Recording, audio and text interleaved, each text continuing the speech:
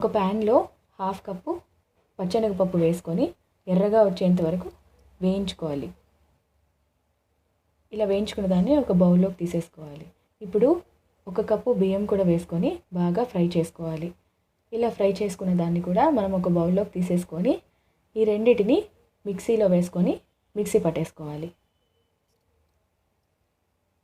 ఇలా బాగా మిక్సీ పట్టుకున్న తర్వాత ఒక ప్యాన్ తీసుకొని అందులో తురిమిన కొబ్బరి వేసుకొని ఇది కూడా బాగా ఫ్రై చేసుకోవాలి.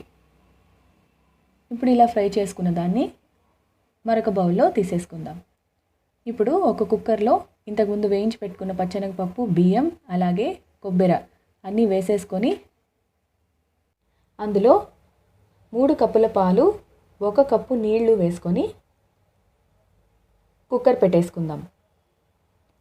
తర్వాత మరొక ప్యాన్ తీసుకొని 3 కప్పుల బెల్లం వేసి 1 కప్పు షుగర్ వేసి కొద్దిగా నీళ్లు వేసుకొని బాగా పాకం పట్టనివ్వాలి. ఇది లేత పాకం కన్నా కొద్దిగా ఎక్కువ, 1 స్ట్రింగ్ పాకం కన్నా కొద్దిగా తక్కువ పాకం వచ్చేటట్టు చూసుకుంటే చాలు.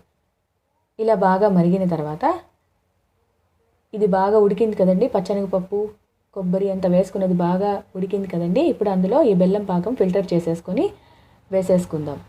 ఇది ఇలా బాగా కలుపుకున్న తర్వాత స్టవ్ మీద కొద్దిసేపు దగ్గర పడేంత వరకు ఉడికించుకోవాలి. ఇప్పుడు ఇంకొక ప్యాన్ తీసుకొని అందులో 3 టేబుల్ స్పూన్ నెయ్యి వేసి కొద్దిగా క్యాష్యూ నట్స్ అలాగే కిస్మిస్ వేసుకొని బాగా ఫ్రై చేసేసుకొని ఈ చక్కెర పొంగల్లో వేసేసుకోవాలి.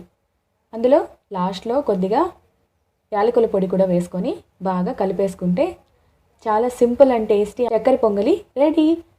రేపు మరొక వీడియోతో మీ ముందుంటాను. అంతవరకు బాయ్. ఈ వీడియో కనుక మీకు నచ్చినట్లయితే లైక్ చేయండి, షేర్ చేయండి, అలాగే సబ్స్క్రైబ్ చేసుకోండి. పక్కనున్న బెల్ ఐకాన్ని ప్రెస్ చేస్తే మా నోటిఫికేషన్స్ అన్నీ మీకు వచ్చేస్తాయి.